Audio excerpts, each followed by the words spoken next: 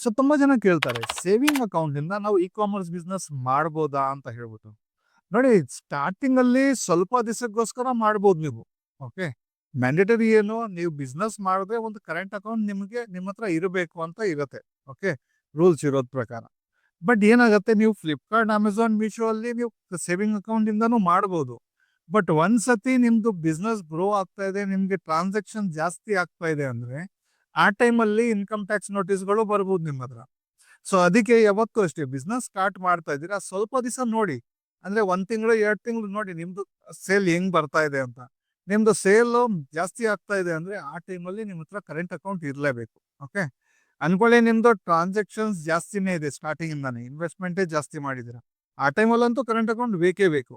But ನೀವು small business ಮಾಡ್ತಾ ಇದ್ದೀರಾ, ಅದರಲ್ಲಿ ನೀವು ಸ್ಟಾರ್ಟ್ ಮಾಡ್ತಾ ಇರೋದು ಒಂದು ಚಿಕ್ಕ ಬಿಸ್ನೆಸ್ ಅಂದ್ರೆ 140-50,000 ಹಾಕ್ಬಿಟ್ಟು ನೀವು ಸ್ಟಾರ್ಟ್ ಮಾಡ್ತಾ ಇದ್ದೀರಾ ಅನ್ಕೊಳ್ಳಿ, ಆ ಟೈಮಲ್ಲಿ ನೀವು ಸೇವಿಂಗ್ ಅಕೌಂಟ್ ಇಂದ ಸ್ಟಾರ್ಟ್ ಮಾಡ್ಬೋದು.